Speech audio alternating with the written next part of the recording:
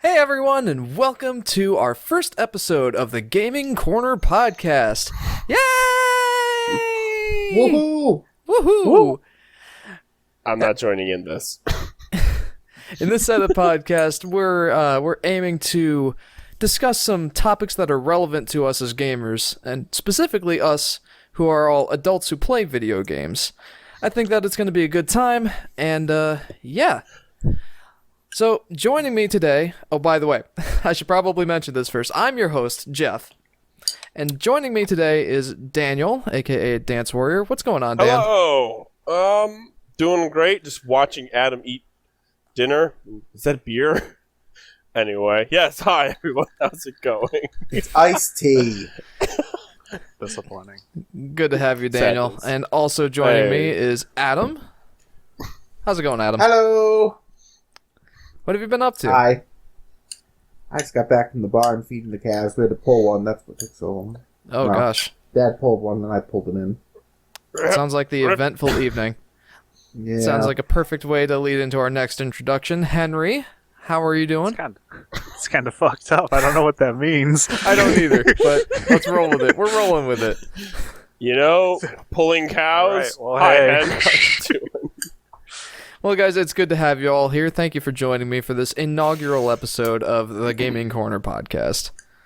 Wait, do we break a champagne Good to bottle? be here, Jeff. All right, so Mediocre at best. today, guys, we have a very special topic to discuss. It's one that can shed some light on us individually as gamers. The topic for today is, why do we play video games? And specifically us, the four of us, Jeff, Dan, Adam, and Henry. Why do we play video games? So I'm gonna start off with Dan. I'm gonna have you up to bat first. I'm gonna put you on the spot. Dan, why do you play video games? Why do I play video games? That is correct. Why do you play video games? Why do I play video games? Can you repeat it one more time so the audience make It- sure it's that a- we understand what the question is? It's a simple question, right? But there's a lot to it. There's a lot underneath this whole question, right? There's a lot of ways this could go. But yeah, the simple question to start off with, Dan, is why do you play video games? Why do I play video games? I'm almost expecting Jeff to pull out a pen and paper and just lean back in his chair and just start saying, so how does that make you feel? I hope that couch is comfortable, Dan. Should be noted Now, why that do you play Daniel- video games? should Tell me your problems.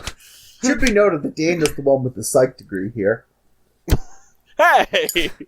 I can't pull out a pen and paper and psych myself. Call it Sure you can, why schizophrenia. not? Because I So- think that would be a disorder.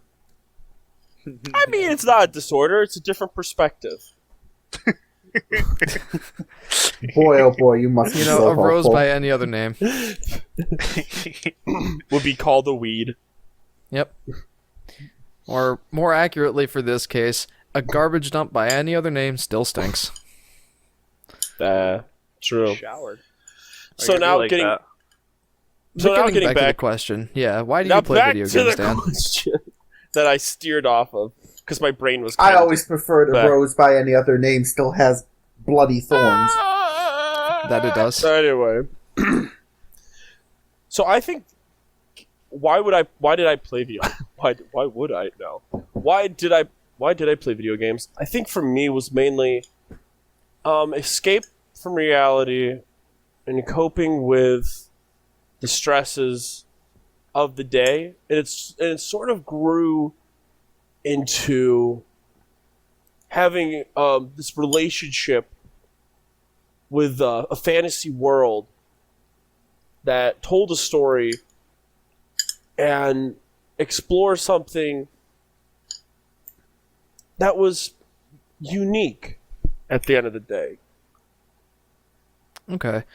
So you play video games to kind of immerse yourself in the story that the game is trying to tell, or the world that is trying to be painted. Mm-hmm. Okay, can you go a little bit more in depth into that? Like, what is it you're looking for in those stories? What helps you escape the best? Sorry. That line just made me chuckle because the first thing I'm thinking is what makes you escape the best, and I just hear in the back of my mind, weed. And I'm like, that's not the answer.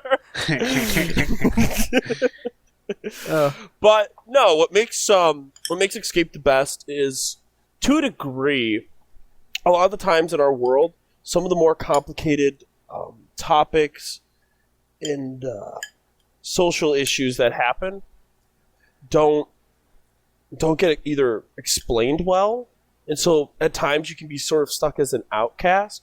And video games have a port where the social interaction and you being in the story isn't a hindrance. I can't think of many stories where you come into the story and you are seen as an outcast and you get shunned, but more or less the people in it pull you in and support what you're doing and the adventures you're going on. And in this world these days, sometimes we just don't have that support for why we're going on this quest or this adventure. So it kind of takes away sort of your ability to feel like what you're doing has purpose. Now I'm just having a moment. It should be noted that Daniel is ADHD, was like diagnosed and on medication throughout high school for his ADHD. I have stories about what those meds made me do. Yes, I have stories about what you were like without the meds. I can tell you, I can eat anything. The parent-teacher conferences, the teachers are like, we can tell when Daniel hasn't had his meds. All right, Adam, on topic. Stop talking about my life and trying to discredit me, you big... I'm not trying to discredit you. I think what you said was very valid, but I was just trying to put some perspective on it. You make it sound like I should be playing a sad violin. Yes! Where's my violin? The camera pans over a barren... Adam, Mom has a violin. Adam, go get the violin. Mom has one.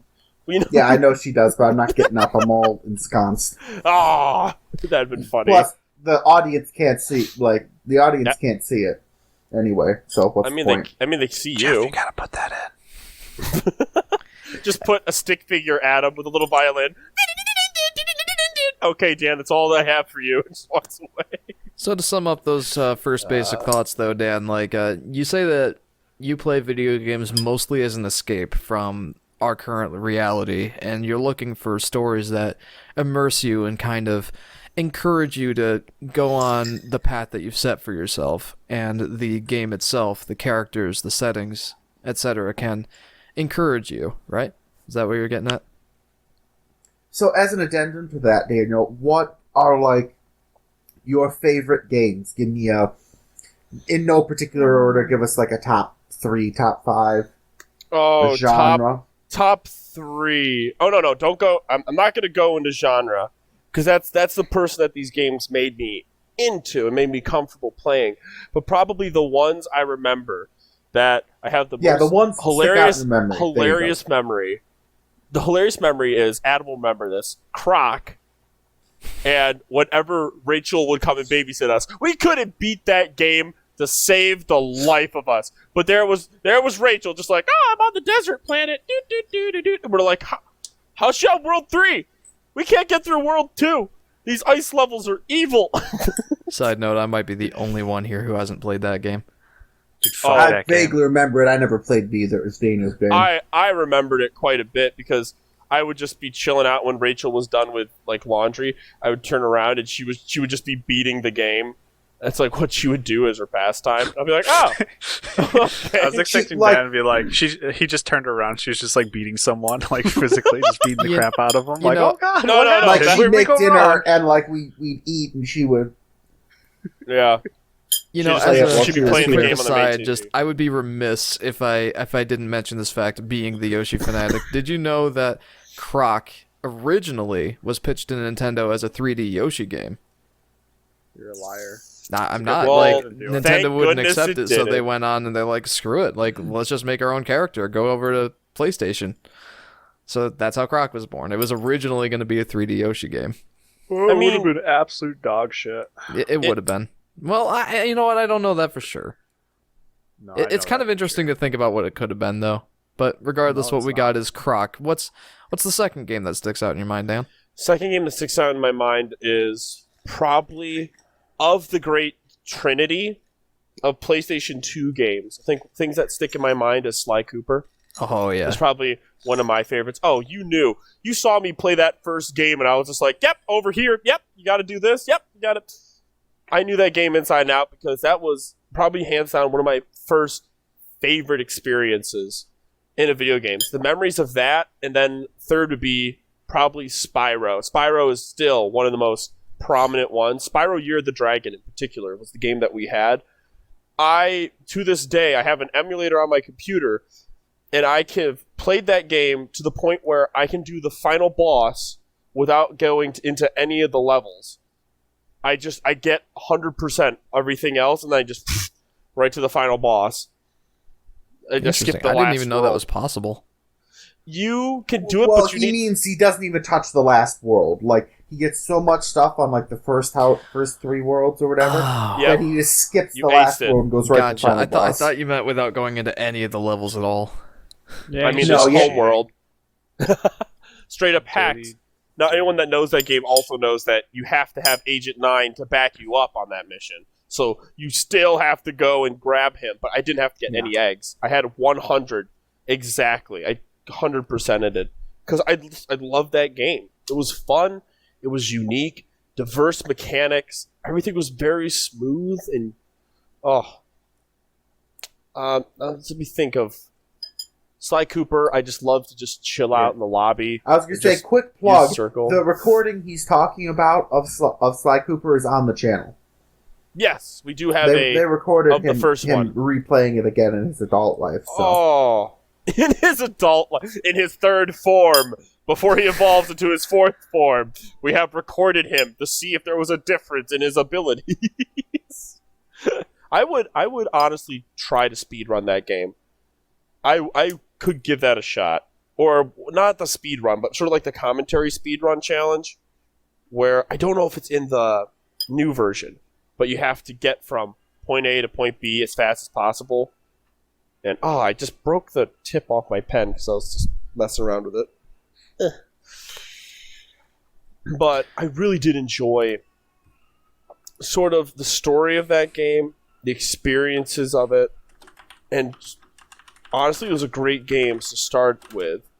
And I think the funniest story I have about the PlayStation Legacy is the fact that I have never paid full price for a PlayStation, and I have only received them either through gifts or discounts. I have gotten my PlayStations all through Black Friday. Ask Adam. He knows this. I've received the PlayStation 2 as a gift for Christmas, and the PlayStation 3 was a Black Friday deal. And I think I remember that.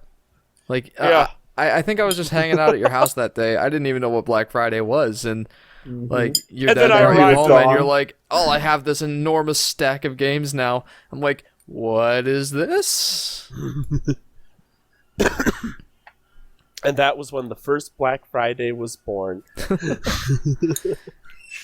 All right. But that was one of the first ones I stood in a line and I actually waited, and I got a PlayStation 3, Little Big Planet.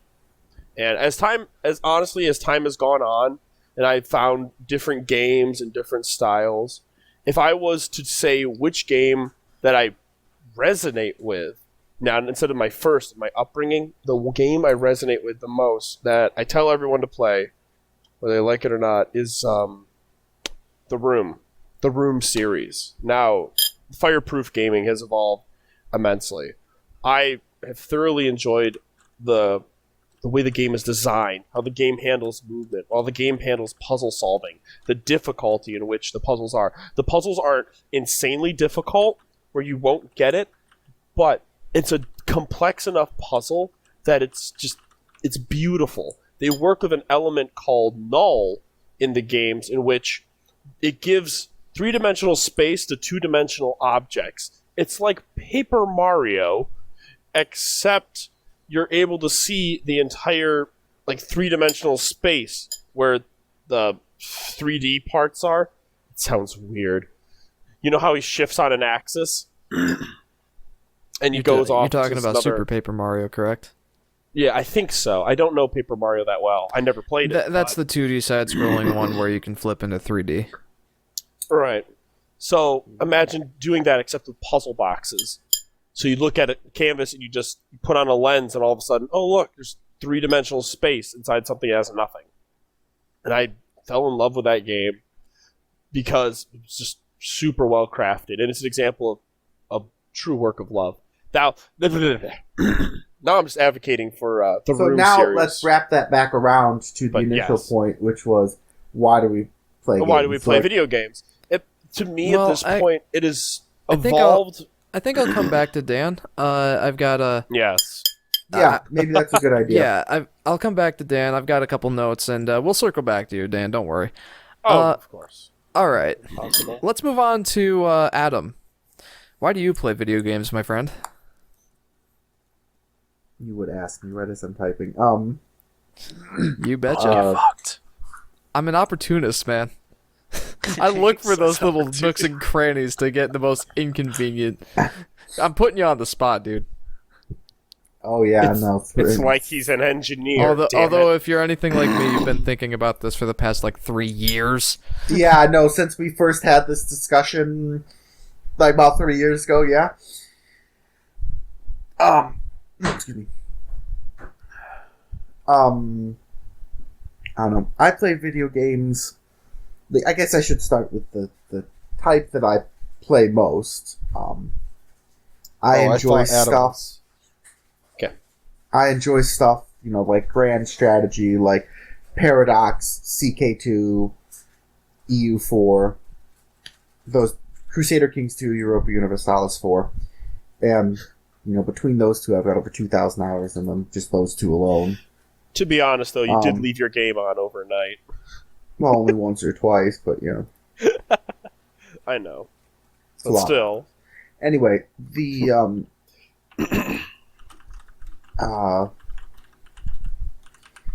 let's see. I also play stuff like Factorio, factory building, base building type stuff.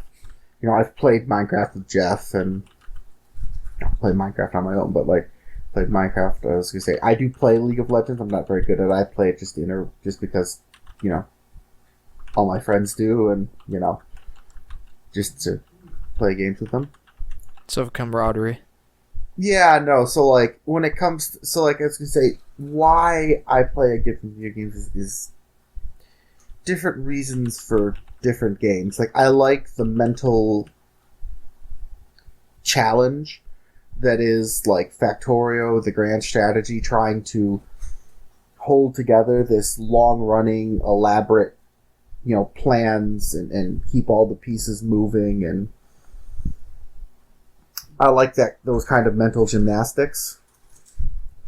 I like, and I'll turn them off, and I'll still be thinking for hours or an hour, I'm doing something else about what I'm going to do next, why I should do that, what other options are there, can I get more out of this situation if I approach it another way.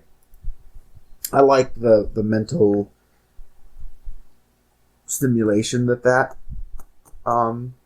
That makes sense. You like Yes, the it- games that really make you think, really push your brain. yeah, but I to also like the problem fact, solve. I should note that I also like the fact that while they're making me think, there's also a very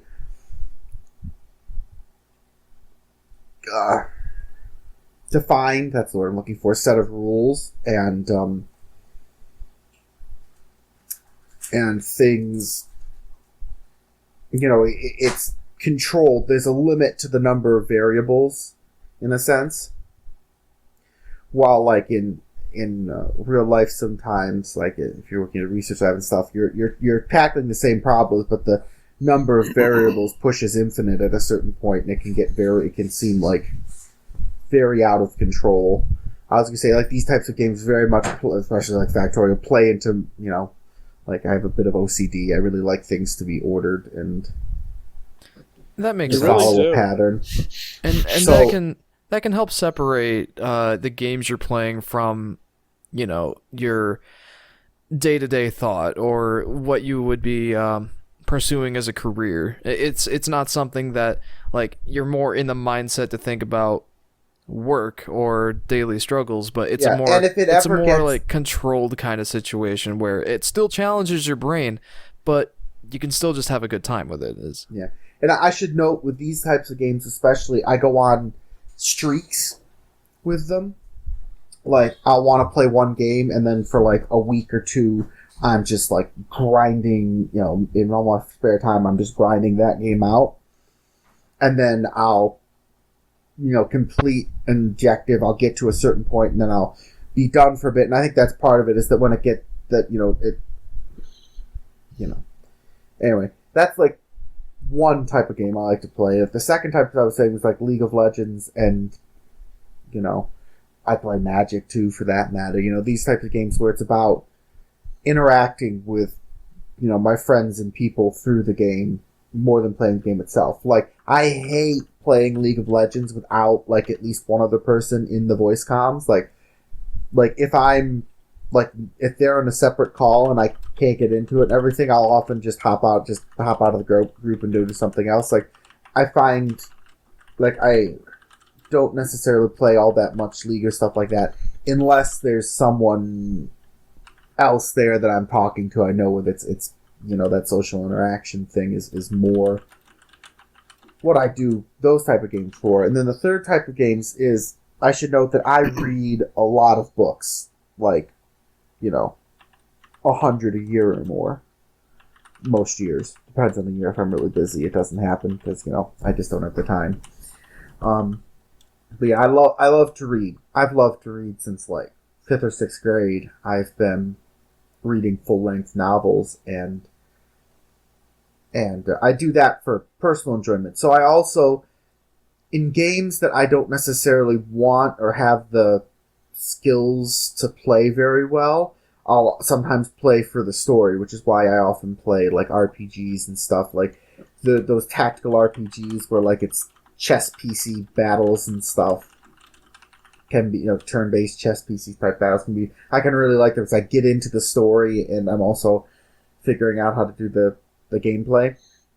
So I bring this up because, like, when I co-host streams with Jeff or co-host videos, I can get very into games that, even though I'm not playing them, I'm following the story more than that, because I can really. So some games I really get sucked into because it's a well-written story, and I enjoy reading, I enjoy stories. So those are sort of the three broad categories for me, that I, that I like, that the reasons that I play games kind of fall somewhere in those three.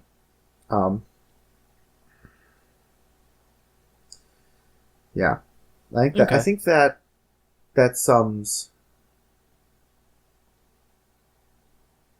everything.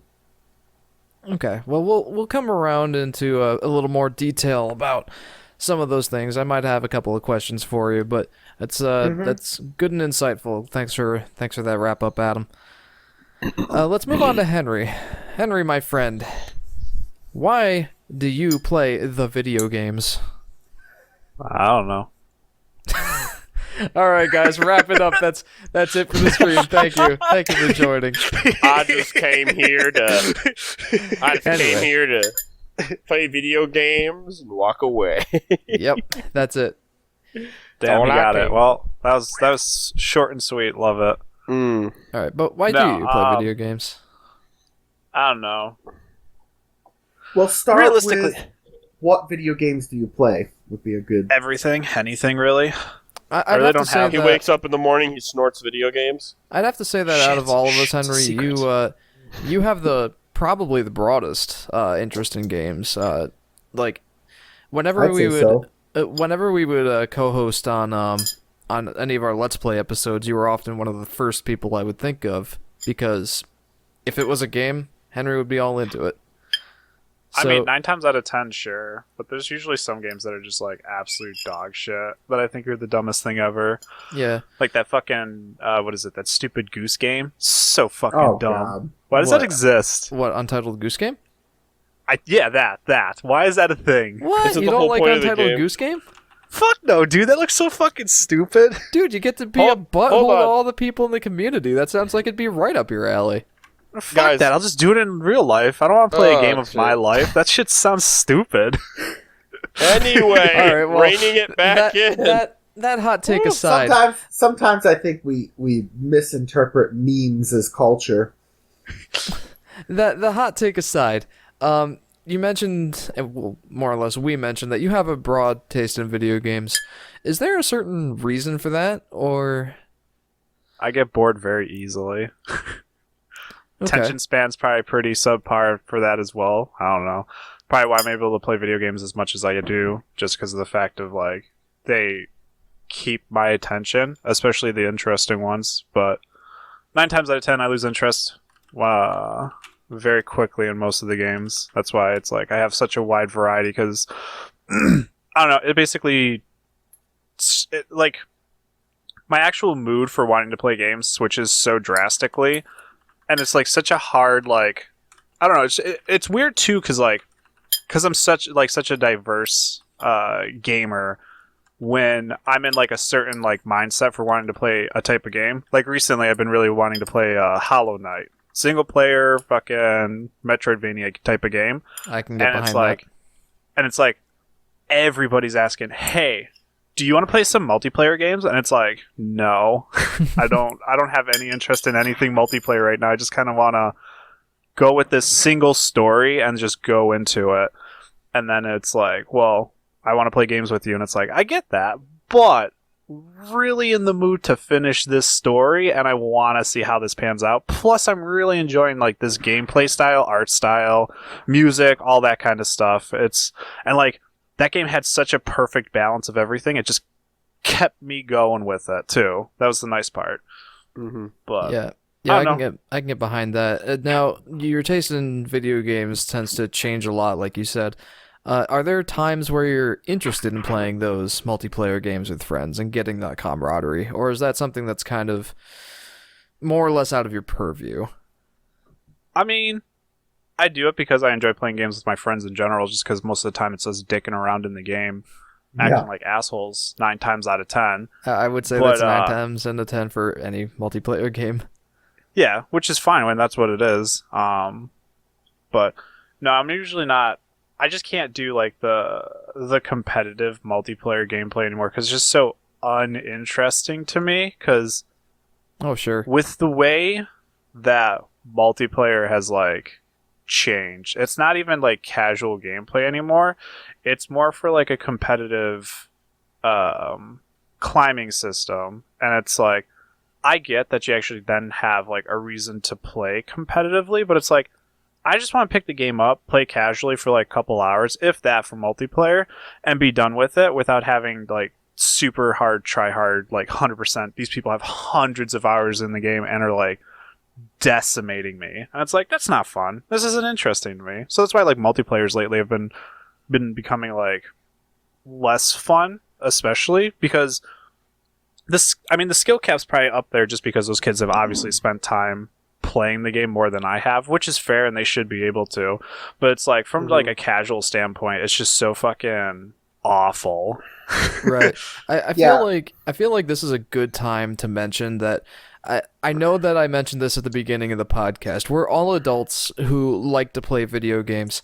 I'm an But we adult. have lives. Exactly. Or like something we're that all at vaguely different points in approximates. we're all at different points in our lives, and gaming isn't something that we do as, you know, a major focus. It's something that Speak we for yourself, mortal. well, for most of us, it's a hobby. And You ain't making a living off it, that's for damn sure, my dude. right? You're right. To tie that in to what Henry is saying, like, you know, for those multiplayer games, we can often be outclassed by kids half our age that have all the time in the world to spend on these games, and that can be frustrating. Yeah, Which like is- I was going to but- say, I want to play a game to get enjoyment and entertainment on it. I don't want a new lifestyle. Oh, I feel that. You were Like, saying yeah. something, Hen? I was just saying, like, it's fair that they are better than me because they can put the time in, and that's Yeah. totally understandable. But, like, there's just no, like, casual point of multiplayer really anymore. And it kind of sucks, too, and it loses a lot of, like, interest for me. Because, like, Call of Duty's a pretty big one for me because I used to play that shit all day long when I was in high school and now it's like try picking it up and everything and it's just a nightmare. These kids are like scoping me across the map and everything. And it's like, well, fuck this. I'm just gonna go play something single player where at least then I can enjoy the game that I spent like $60 fucking on instead. But even then, like, it's crazy too with like the prices of games because like you could spend like $60 on this triple A title fucking game and it's like dog shit compared to like this indie company who's charging like maybe $5-10 and their game's like the cat's pajamas. It's amazing. Yeah. Now, your issue with competitive multiplayer games, I totally get that and feel that on a deep emotional level. But see, and it's not that I disagree with competitive gaming. I don't. Like, I personally watch a ton of competitive League of Legends, and I quite enjoy it. I also sure, it's play just League not of Legends, enjoyable but I for don't us to play partake League of in. Legends. Yeah, I don't play League of Legends competitively. You see, so Yes. like I have no interest in playing ranked and like battling it out with these people. It's not like I can be very competitive with things, but that's not where I'm gonna waste And my energy. Another It's just- I don't feel like it's interesting worth it. fact is me and Adam both enjoy the game, but our rank really tells you a lot about sort of how much we've invested in it. Both me and Adam, I think, are bronze and silver tier players, and- I've always been silver. I hit gold once. and our Just- friend, yes. our really close friend that keeps trying to be like, oh, you should play with me, he's almost platinum working towards diamond, which is an insanely high. He's been Um, grinding. He he's grinds on a it. different He tier, plays yeah. it. He's a very He plays different it tier so player. much. Oh, it was one of his favorite games when he was growing up. He just fell in love I'm with not it. growing up a little bit older, but he's It like He's the best way younger to than we describe are, it. which helps. before like we all got to be our old fuddy-duddy selves, and it's kind yeah. of We cemented picked in it I'm- his up adult I'm a in life. solid college, and there was bronze only working so much silver. time you can put into it. But and he did it. then he got it pushed in and high pushed. school. So Mhm. He got Now- to gold, I think, in high school. Now, was- something I which do is- wanna something I do want to insanely ask good. of you, Henry. go. Your competitive multiplayer distaste. Does that apply to games like Super Smash Bros. Or Mario Kart? Like, there is a competitive scene for those, but also more thriving casual community, and you partake in Smash Bros. As I understand, right? Yeah. Smash fighting games in general are also just weird too. Like, I don't. It kind of has to go by like. I want to say genre by genre, but probably like obviously game by game because you can't go with a broad spectrum of like every multiplayer game's going to be like that because like Smash Bros does have a competitive scene and it's pretty popular and they do balance it towards the competitive scene. But even from like a casual standpoint, you could still pick the game up and like play with friends who are like that's probably the bigger thing is like how the game is designed because like Smash Bros it's usually like 1v1 2v2 free for all Yeah. for online it's usually 1v1 or 2v2s and then if you're playing with friends it's usually free for alls which is just the casual play for it and then if you want to Oh, play yeah. with the competitive standpoint you have the 1v1s and 2v2s that you can do and that's comparing people with like around your play level which is nice unless you have obviously people who can go on like a guest account or like their friend's account go as player 2 and all of a sudden they're like way better than everybody else which Right. case what can you do?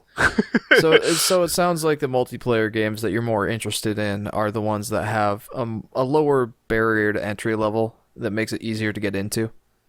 I mean that's the thing is like I want to just play a game to have fun and enjoy myself. I don't want to like go balls to the wall crazy and make it like 24/7 my everyday every second thought. But Yeah. like if I do find a game like that, awesome. I'm all for that, thinking about that game and that. But once again, because of like I guess my attention span, I'll like drop that game within like a month of playing it and then it's just done. Like it just ceases to exist in my mind for quite some time until all of a sudden I get a craving and I'm like, I could go for playing for this type of game. I'm like, I haven't touched like Diablo 3 in forever. I really want to grind in that game for like, I don't know, a couple weeks and then get burnt out on that and then go on to the next game.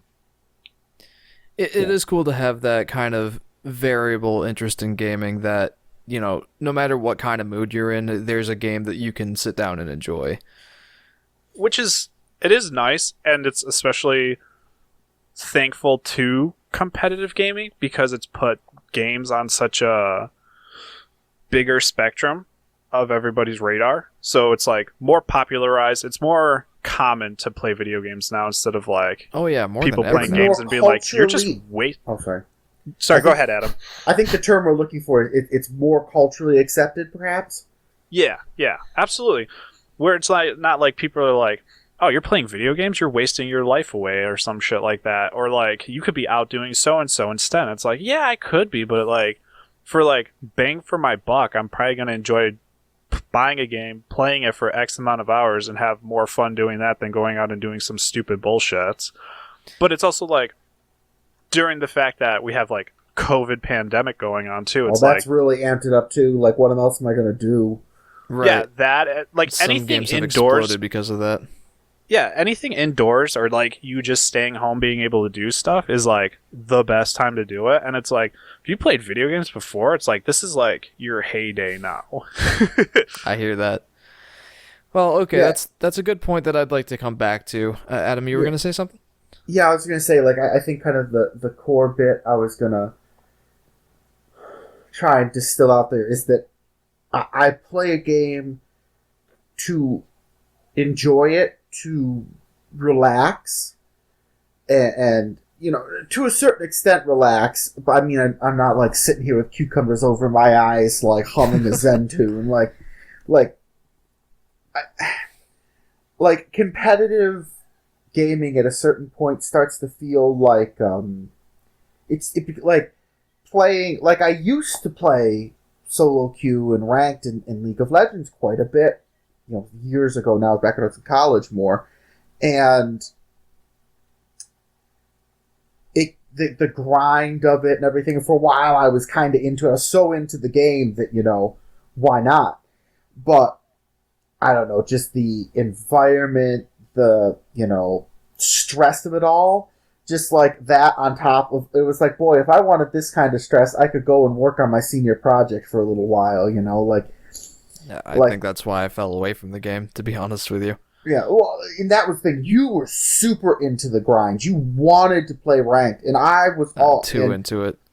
Yeah, you got too sucked into like the competition. I want to be better. I want to play this ranked, and so you got out of it, and that's fine. I'm much more casual about it. Like I'll play ARAMs, I'll play normals with people, and like you know, I enjoy interacting with people and playing the game with them, and that's just that's where I pull my enjoyment from it. I'm not going to waste my, you know, like I can only take so much stress in my life at a given time, and you get to and I learned this in high school like 2 times, and then we did a repeat performance several times in college, you know, because I'm slow to learn lessons. But you can only have, I find I can only have so much stress in my life in a given time. And I really stressed about, you know, getting good grades, doing well in college, all that stuff. And if I stress out too much, if I overload the kind of stress load I can take, it starts to negatively impact all sorts of things in my life. Oh, sure. And even my physical health. Like I start getting nauseous more. I have gastrointestinal troubles. Like, you know, little things. And you don't even realize that they're stress triggered until you finally are out of like the stressful situation. And then you think back like, boy, since this last month, since I was out of this stressful situation, I'm feeling a lot better. Oh, jeez, I know how that feels, Adam. Like, Trust me. and that's the thing. Like sometimes these competitive games, yeah, it's fun. It's competitive drive and everything. And I suppose if you're very into it and you know, very into it, and you know, can let it consume your life, and that's what you want to do with your life. Like a professional player, that is their job. That is their life. Like, why are they so good at this point? Like these professional players, like, well, they did let it. It was like they pushed incredibly hard for it, and now it is their life. It is their job. They like this is like their stress budget, as it were, in the game is in the game. Their stress budget is entirely devoted to the game. All right. Like, because that's their job now. That's like the underlaying, and so, like, and that's fine. It's just I don't want that type of stress in my life, that kind of competitive multiplayer stuff. Like, I will play it and I'll get sucked in and I'll get competitive about it. And I found that's like, it's too much. That it can suck me. It's something I shouldn't do because there are more important things to waste my energy on, or use my energy productively on. Yeah, since gaming is not our main focus in life, as I mentioned before, like, we've all got lives, and really, if Jeff has baby, if all the toys on the ground didn't indicate that behind you. For those of you in audio format, or if this video is just audio format, sorry, we've got I forgot we're not in the video. We a couple of us have our face cams on, so we can signal each other when we're going to talk. So I can see all the baby toys on the ground behind Jeff. Yeah, there's Those are a lot Jeff's of toys. No, those How dare are you. just Jeff's Again toys. with one of them was on the floor the interesting earlier. hobbies. But yeah, for those of you who don't know, I have a wife and a child, and the living room, which is where I'm currently recording from, it's the living room, and this is where Jeremiah spends a large amount of time playing on the floor, so there's toys strewn all about. And yeah, funny story, he recently started crawling. And I expected so. He was sitting up last time I was up there, and that was it's crazy. And like, he's drawn to everything, as babies are. Like, ooh, that's a thing, I want to touch it, I want to put it in my mouth, but he's been crawling over to my bookshelf recently, and like, I've got books on the bottom shelf, and he's been like, clawing away at those, and Sky posited that he was trying to get up to the second shelf where I have 2 Yoshi plushies. And I think that's accurate, because I gave him the smaller one, and he really enjoyed it, but like, I was playing with mine with him, and he was just trying to grab mine the whole time. But it was insanely cute. I loved it. So I guess the next step is, Jeff, you need to answer your own question. So why do you play video games? So that's a tough one, Adam. Thank you for asking. I appreciate it. So as I just indicated, I am kind of at a different point in my adult life than, the rest of you guys. I am married, I have a child, and a full-time job, and, frankly, I'm busy, and I don't really have time to play video games, in my spare time anymore. Like, what spare time? But I spent a few days thinking about this, and, well, I should probably go ahead and preface, I do play video games on the weekends, but it's mostly for live streaming, or if I'm trying to work on a YouTube video. It's not so much that it's not a hobby, so much as the main focus of the hobby isn't necessarily just playing the game. So most of the time that I'm playing a game, it's for a live stream. It's for a video recording for something I intend to produce. Like, lately, I've been playing Yoshi's Woolly World. I'm trying to work on a video comparing Yoshi's Woolly World and Crafted World. More on that on my channel, but I'll plug that later. And it's not that I don't enjoy those games, it's just when I play them, it's not just because I want to play the game. In fact, the last time I sat down and played a video game just because I wanted to play it was in July, a few months ago. I played The Messenger because it had been sitting on my Switch for a while. But I'm beating around the bush too much. I thought about it a lot, and I think that the reason that I play video games when I have time to is that it's a very familiar kind of feeling. It's a familiar hobby that I don't have to think too much about. What separates it from other media for me is, I don't know if you'd call it nostalgia or just, it's kind of integrated into my day-to-day thinking now. Like, I can sit down and play a video game, and when the game tells me to hit the B button, for example, it's as natural to me as raising my right hand. I don't have to recalibrate my brain to think about it.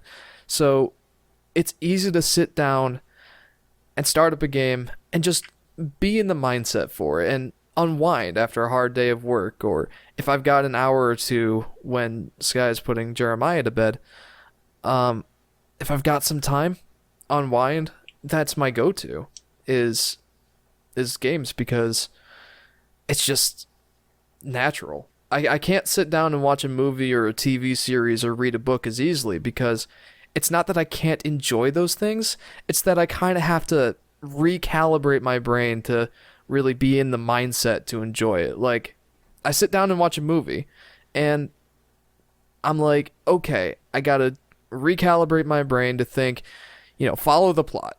What's going on?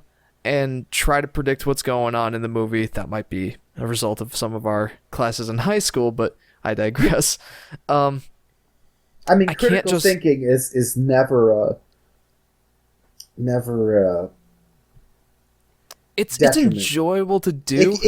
It can ruin your enjoyment of things sometimes, but it's not really a bad thing. Critical thinking about something is always Oh good. yeah, totally. It's just that sometimes it can. If how can I say this? If you're critically thinking about it and it's not good, it can really ruin your enjoyment, because you just can't overlook it. It's not only that, but the whole critical thinking aspect of it. It's not that it's bad. It's not that I don't enjoy it. I love tearing apart movies. I do. But it's an obstacle to me unwinding after a hard day of work or a hard day with my day-to-day responsibilities, whereas gaming doesn't have that inherent obstacle to it. I can just sit down and unwind very, very easily playing a game. I have a interjection, if I would. Go for it. Go ahead. I'd like to ask Jeffrey the question: is it because there are more active and participating parts to video games, whereas sometimes sitting down, you're doing nothing, so are you like lost in your thoughts, so that you just feel like, after you've done so much, you feel like you should be doing something to lie down rather than doing nothing? I think that does kind of play a role in it. I remember distinctly when I first realized I didn't really enjoy watching movies with my family. They kind of took it hard, and my mom was like, why don't you want to just watch a movie with us? I'm like, because it's boring. I want to do something. Like, I feel Goes like... out, starts chopping wood. I really do like the interactive aspect of it. Like, I'm sitting down and I'm not getting a sense of accomplishment from it so much, just it feels good to sit down and, like, my brain's still working, right? Like, I'm not sitting down and mindlessly watching something, and, like, I don't have to recalibrate my mind to be doing something in the game. So would you say that it's like, what's this? Like, it's occupying your mind enough? Like, sometimes I find the same issue. I can't turn my mind off. Like, I can turn it to something else, but I can't turn it off. And so I need something that's going to, like, just sitting down and watching a movie, it has to, like, a really good movie now, there are some movies and shows that snag my attention and, like, I'm fully focused. But Sure. even then, like, even with those, sometimes it's oftentimes, like, if we're going to watch a movie or something, I'll have a game that isn't, like, super, that I can, like, sort of look up from. It's like I can pause it or whatever, and I'll have that going, and, like, oh, look, that's the interesting bit. I'll watch that of the movie, and then I'll look back at the game and do some stuff. I'm, like, listening to the movie and, like, what it's saying, and I'll look up periodically to watch what's happening. But, like, it's not taking enough of my attention. Like, sometimes if I'm reading a really good book, I'd rather go read that book and, like, and understand that the difference is when I'm reading a book. Adam? I'm sorry, It's just his No, I no, was going to it's- say, am I it's glitching his out, or internet. is it Adam? No, it's in. No, it's not you, Jeff. Oh, it looks like we might have you back. Whoa, there it goes. No, I missed a picture. Yeah, I can Okay, hear I'm ya. back. Okay. So where did I cut out? And I'll pick it back up for you guys. Oh no, Adam, You I don't want were to you were break your talking heart. about how you can play a game and kind of like sparingly pay attention to the movie. Okay, yeah. So like I'll have like Factorio has been one recently, but like some game where it's like I can pause it. It's sort of a long running thing, and I'll look up. I'll watch the movie, go back, and then like I'll be listening to the movie the whole time, but I'll be doing something else. Or when there are times when I'm reading a really good book and I want to go off and read the book, not watch a movie right now. I'm in this story right now, and I want to focus my attention on that story. And when I'm reading a book, I am consuming information at a much higher rate. I'm reading much faster than the movie is throwing information at me, unless it's like unless the information is visual, like it's the pictures that it's conveying all the information with. Right. Like the actual, like I'm like I need some. Not that I can't watch a movie sometimes. Like sometimes I just want to sit down and like watch something. But normally I need more engagement than that than I'm getting sometimes from just watching visual media for entertainment. Like I need to keep my brain active more. Though there have been times, like I've said, where like if I'm really exhausted and my brain feels like it's overheating, sometimes I just want something mindless to do. But that's often not the case. Usually my brain's running, like I can't stop thinking, and my brain will just go all over the place, and so like I need enough to pull my attention to something. Right. To stop my brain from wandering. That's But to more or less wrap up why I play video games, it's I more was or gonna less say because toss it back to you here, yeah. it's mostly because it's just a familiar activity to me that I don't have to think too hard about to enjoy. I don't have to switch my brain to a gaming mode. Like that's just kind of a part of it. But overall, it's just because I can sit down and enjoy a game by default after a long day of work. I can use it to unwind, and that's pretty much it. Well, I think we should also mention, I mean, if people are, watch the Yoshi Fanatic, they know, but like, what you play Nintendo games, and you play games that tend to be in a very specific nostalgic vein for you. And I think that's like a point of note here, is that he's not saying any game I can just sit down and like, it's... No, he's saying that like it's he's a talking very about specific subset of games that I enjoy, and I think that that he that's has mastered. yeah, more or less like it's a subset of games that I enjoy. I think because of that familiarity. That's actually something that I want to go into further detail with you guys. No. So Daniel, you mentioned that the reason that you played video games is that you can escape into a world where you can interact with the characters and the world, which encourage you to move on with your journey. Adam mentions that's me. Adam mentions that he likes to play games that challenge his brain with controlled challenges, and also plays games that involve interaction with friends, and sometimes plays games with a story when he wants to change a pace.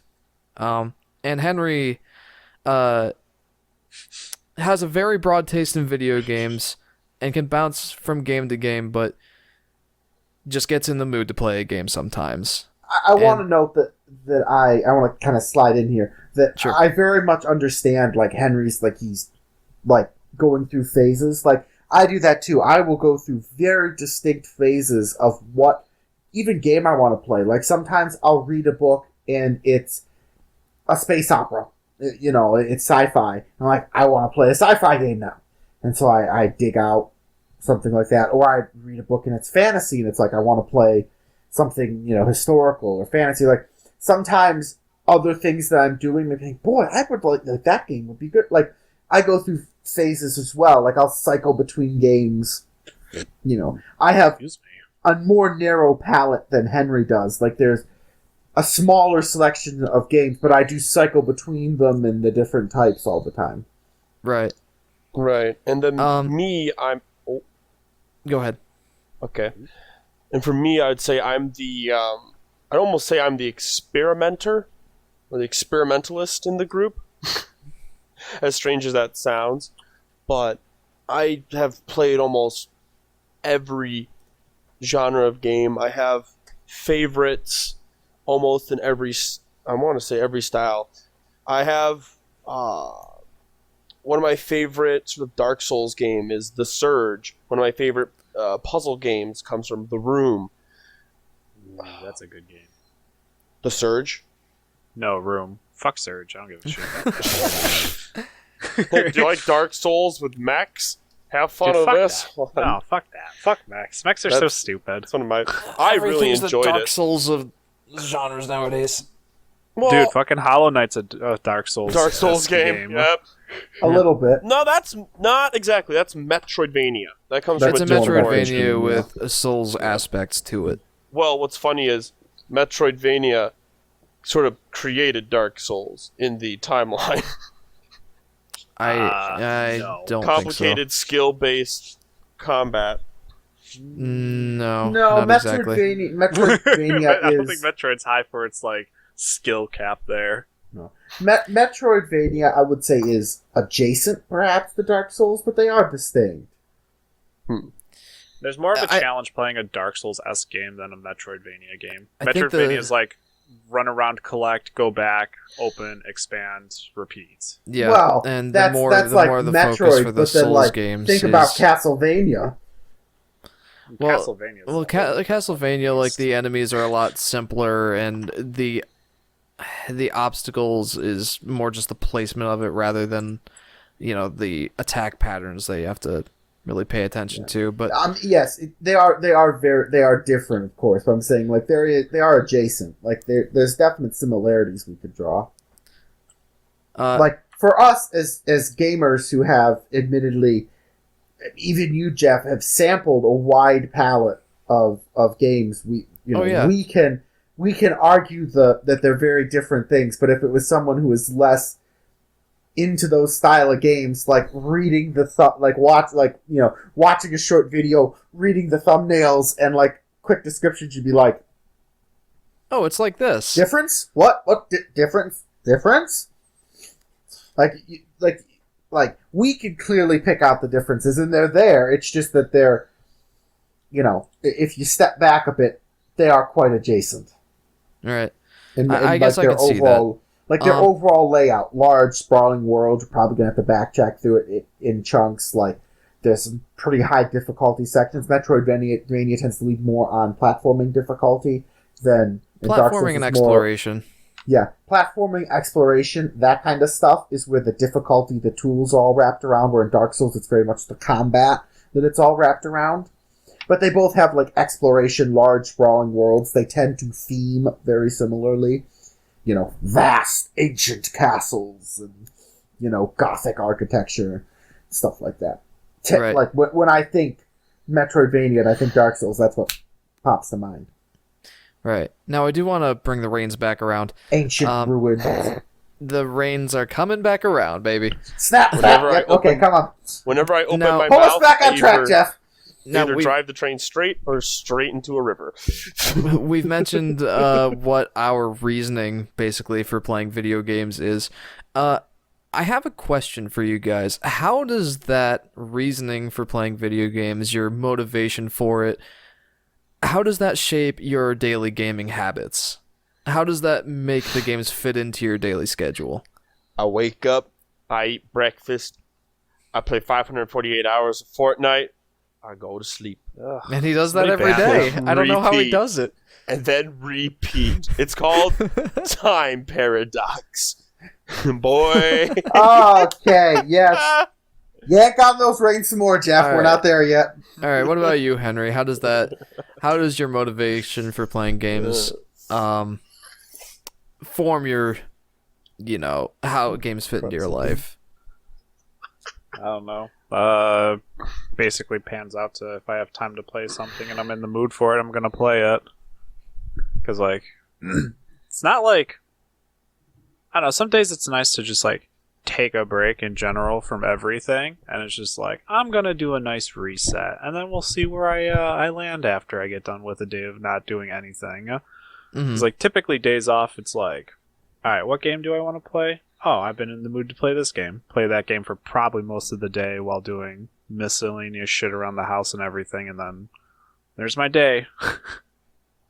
So there's That not that like it. goes. It's not like I'm forcing it into my schedule by any means. It's like if it's convenient and I have the time for it and I'm able to do it, sure. But like if I got other shit to do, it's back burner.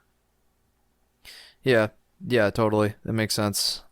And that does go along with your kind of, flowing between different genres of games. You seem to be a very fluid gamer. Like you seem adaptable to genres and schedules. It seems very fluid. I don't like fluids, but thank you. Well, considering that you're probably between 70 and 90% of a fluid, like, we're comprised mostly of water. I hope you like fluids. You can't prove that. Want to Adam, dehydrate you, see how much is left? how about you, Adam? Where do games fit in for you, for your schedule, as a result of why you play them? I was gonna say it's somewhat. I think the answer is somewhat similar to Henry's. Is that it's when I have time. It boils down to if I've got something else to do, I got something else to do, and it's got to be done. Last week, I had to fix the vacuum, and then I spent a half hour halfway up a crawl space hunting for a dead mouse, which was a big That sucker. sounds like a jolly good Oh, time. it was fun. Yeah, no, but would I prefer to be playing video games for my own, enjoyment? Sure, but that doesn't necessarily mean it's going to happen. We had to move in all the plants. When I have time, but I think perhaps enlightening to your question is when I have some free time. Sometimes I'm reading a book, and I won't even look at my computer. My computer will just sit there for several days. I'll just be into reading a book. Like the last few weeks, month, I've been very off reading books, which is strange for me because normally I'm super into them, but I just I hit a weird spot where I'm not. And I'm sure in another week or two, some book will catch my attention, or I'll think about it, and all of a sudden I'll be back into reading, and I'll jump between reading things, and I do have an audiobook I'm really into, but because the audiobooks coming out so slowly, I'm doling those out, so I'm only listening to them when I'm in the car and trying not to I'm trying to savor that one. It's a real good one. I'm getting off topic. But anyway, so when I have time to sit to play games, I'll get down, I'll check Discord. Is someone on? Are they in League or something? Do you want to play with me? And then if no one's on, I might check YouTube and see if any of the things that I watch, there's something new I should watch. And then after that, I'll be like, okay, what do I want to play right now? What's the game du jour, as it were? What am I working on? Okay, let's Factorial. Let's find some good music or a long podcast. Set that sucker up, and we're gonna pound out. I'm gonna work on this next section of Factorial, or whatever whatever the game du jour is. It's if no one else wants to play with me, which makes me sound like a 5-year-old, but then I'll play. No one wants to play with me, Mom. I'll cut and play my single player games. And having said that, sometimes I'll be in a single player game. I'm so into it. I'm like, no, I've got to play this like Henry. But more often than not, I'm like, okay, I'll save this. I'll put it on the back burner and I'll come play whatever with someone else because But at the same time, there are times that I'm like, no, I am hard focused on this game right now, this story. I am into it, and I have this problem with books. If I'm really into a book, I will sit I'm just gonna go to bed here. I'm gonna curl up. I'm gonna lay down. I'm gonna just read my book till I fall asleep. I'm looking over at 6 a.m. The sun's up. I'm still reading. because I'm Oops. so into it that it like gives me energy. I'm like into the book, and I'm just gonna be into it, not put it down until done it's it. finished. Because like I'm into the story, and I can't put it down. Like I can do that. Like I can stay up all night reading a book, and I will pound through some long thing in like a day and a half. Oh, Like, there was 36 a story. hours. I can chew through like some 500-page monstrosity, and afterward, I'm like somebody who's like went to a feast and just stuffed themselves. I'm like, I think I overdid it a little bit. I need sleep. But like I can do that with games too. Like if something catches me and I'm really into it, I have to stop myself because I'll just Wah. Daniel, you were gonna say something? There's a sound effect for you. Uh, Go ahead, Daniel. Oh, yeah. That was mine. oh. Adam almost launched off again. He was so excited. No, I was trying to wrap up my segment there. So that's like how I I was approach adding- games. I was adding to your segment because a very popular moment that me and Adam had was when me and Adam were playing Borderlands 2 together. And he was a commander. I was Gunzerker. We were playing it. This was high school. Oh, yeah. We were playing it. And just like, oh, we'll just keep playing it until we get tired. And we got really far in Borderlands 2. We didn't actually beat the game. We still need to do that. But we had played it. And then the next thing you know, we were playing, I die, and I'm like, son of a... And I turn around, and I see there's a light outside the window. And then I pause the game, I go, Adam, what time is it? And Adam goes, what do you mean? There's light outside the window, Adam. He looks over. Uh-oh. And we go downstairs. And we had played from like 9 p.m. to about 5:30 in the morning. I Now, don't know in if our- I should in our ask this defense- question, but was this a school night? No, No, no. it This was the the weekend. summer. This was the summer before I went to college. College, Oh, okay. Okay. We were So trying that's to why finish we that never up. finished it because we were playing it together. And then I- it just... And like when I went to Oh, college, yeah. we were on quarter. We were on these weird quarter system, and I spent essentially 3 months at college, and I didn't come home, so I was just gone, and a lot Right. of things changed. Adam No. died. You guys brought up an interesting little topic there, the multiplayer and getting yourselves invested in it. But I have a real quick question for you guys. Mhm. A lot of gamers that, at least I'm aware of, multiplayer was a big aspect for them getting into video games. Was that the case for any of us? Call of Duty Zombies. What do you mean multiplayer in this sense? Call of So Duty when we were kids, for example, was one of the big driving factors of playing a video game the fact that you can play it with someone and spend time with someone? Was that a big draw for you? I actually have a very interesting story about that. Does this involve the game we of all Risk? know, you know, Chase. Oh yeah, Chase, Volatile. Do you know how we like became friends? Oh. Enlighten me. Medieval Enlighten our Total War- adoring audience. Medieval Total War 1. Really? I would not have guessed that.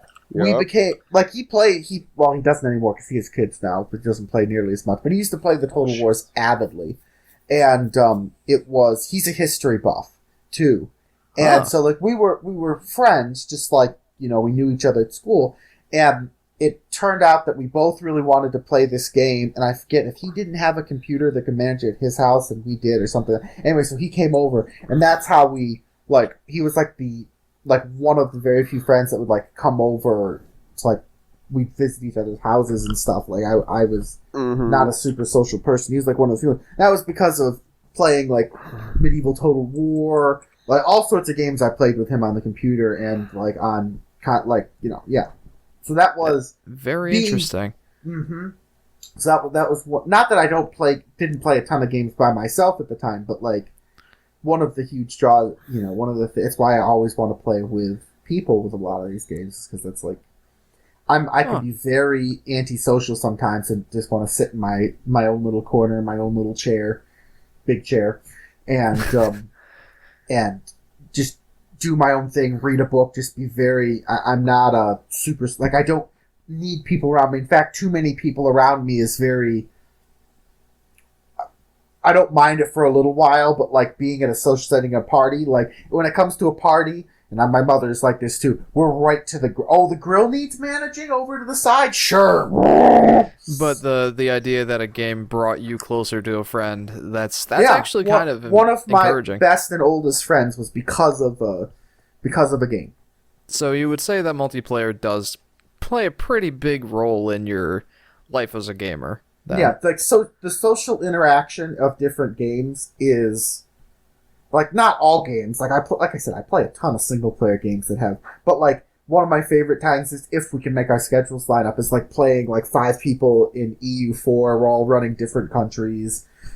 Or CK2. We've all got like we've played games of like with Cooper and his gang. I've played games where like we all take a different family in Venice. So we're all fighting each other to see who gets to be the Doge this time. So like we're trying to expand Venice and like make Venice like a super powerful country in the game, but each of us is playing a different family. So like we're trying to assassinate the other people or like get ourselves back on top. So we're like, so multiplayer is still a big portion chaos. of. I don't know if it's a big enjoyment. portion. I think I don't know. It sounds like it is. But Daniel's trying to get a point across. What's going on, Dan? One of the funniest things I still remember was just coming down and being like, "Oh, I had to stay after school," and my family's like, "Oh yeah, just find Adam and we'll all go home together." Just walking into Mellenbacher's room and just seeing Adam and Cooper and I think Chase all lined on that computer back area. No, you got the wrong people. Shop. It was me and Henry, Daniel. Oh, it was you and Hen? So Henry, the other person in this here call, we go. You want to know how we like became friends? It's Over somewhat of lighting, an elaborate story. I'll try and condense this way down. Yeah, lighting. A lot of lighting. I ended up we ended up winning the state environmental championship of the FFA and being invited to the national convention of the FFA in Indianapolis in like September, October. Like school was on and we were going to take a long weekend it was a long weekend and we were going to the international competition. Man, that was fun. Anyway, so I had a study hall, a free period, last period of the day, and that overlapped with Mr. Mellenbacher teaching the environmental science course. And so I got standing permission to just go to Mellenbacher's shop. Like I would come into study hall, wave at my study hall teacher so she knew I was there, and then I would go down to the shop. And go to the computers in the back, and I would do research, or I'd work with our environmental team to study up for the competition. But that was only the first month and a half of school. Henry also would come to the shop every day to play games on the computers in the back. Sounds like you, back Henry. computer room. Yeah. And so Henry and me started playing Sins of a Solar Empire, and we play it for that study hall every day if we didn't have other things to do. So that's how I met. That's how I ended up. Well, I had met Henry before that. He was in our class, so like, of course, I knew him. But like, that was how I became friends with Henry. What do you think, Ken? Any thoughts to add to that? No, pretty spot on. It was fun trying to figure out how to install video games on the school computers and Oh stuff. yeah, Oh, I Henry bet. had a whole I had like the with. actual disc, and everything. So we're like using the disc and ripping the program. Oh, it was a whole mess. Looking back at that sounds like fun. Oh, It was was. a good time. We had a ball because it was like by my senior year, I completed most of my college courses the year before. So like I wasn't particularly overloaded, so it was pretty fun. I did a lot of extracurricular stuff that year. But, Thinking of the video games bringing you guys all together, that actually makes me think of when I started hanging out with you guys more. Adam and Daniel, I hung out with them quite a bit, starting like. I knew you guys before this, as I've mentioned in previous videos on this channel, or Volatile Upgrade for those of you audio listeners. Adam and I have known each other since preschool, which is crazy, but we didn't really start hanging out until about 6th grade, which was when your mom told my mom that, hey, there's this karate class in fill in the blank town that that Adam and Daniel are into. Why doesn't Jeff come and join? And that's when I started hanging out with you guys, and we kind of hit it off. But Mhm. for the rest of you guys, Henry, Tyler, well, not quite Chase and Michael to this at this point, but at least for Ty and Hen, um, I started hanging out with you guys more when we started playing League of Legends, Mhm. Yeah. and So that's okay, go. interesting because, had you not brought that game forward, I probably wouldn't be as close to Henry and Tyler as I am. And that's really interesting. Like, I think it's interesting how games can bring us together in that way. And, like, look how far we've come now. Yeah, Like, so you guys are the default people I talk to on Discord here. yes. So just an interesting note is that of my like oldest and like the friends or my friends slash the people I interact with, my friends, like Mike Daniel's my brother, Tyler's my cousin once removed, and so like those I interact with quite a bit just because we're related. But For then better or for worse. yeah, and then Jeff, of course, I've known since preschool. Like we go to the same church, like that's how we know each other. But Chase and Henry, two of my closest friends, I met because of video games, through video games and the interaction involved around them. That's how I mean, they were in my class, but they're of my classmates. Those are the only ones that I still like are in close communication with. Yeah, definitely. And So like, and yeah. for me, like, getting to know Chase and Michael better kind of was by proxy video games, but it was when we started Volatile Upgrade that I really got to know those two. So by proxy, like, aside from Adam and Daniel here, the rest of you guys I got to know better because of video games, which I think that's interesting. I think that's cool. Like, it kind of bucks that sort of stereotype that we're all neckbeards that hang out in our mother's basement and don't get out and talk to anyone at all. And I think that's the. I think if we have to distill down something from this whole conversation, the reason we want to have this conversation and talk about video games and these things, and the reason that we see them as a positive influence in our life, or at least not a negative one, is these things. Is the fact that we have met people who we've become lifelong friends with because of them. And that has, just like, other people, through sports or through something else, that was the media through which they met and connected and interacted, and the parts of their lives that they, what's the word I'm looking for, that they shared with people that were like their mutual interest. That was the part of their lives that was like a mutual interest that they could always be talking about. Like that is video games for us. Yeah, it's kind of like a connecting thread for us, like that we wouldn't otherwise. Well, maybe we would have otherwise, but it much facilitates our ability to do and the so. fact that it has stayed a connecting thread for us, Well, for you guys at least. 10 years on. Well, I mean, you're still doing this. You still do, like, I still guess come that up counts. to do streams with you. Like, yes, we don't do it as much. We can't. We have other things in our life, but,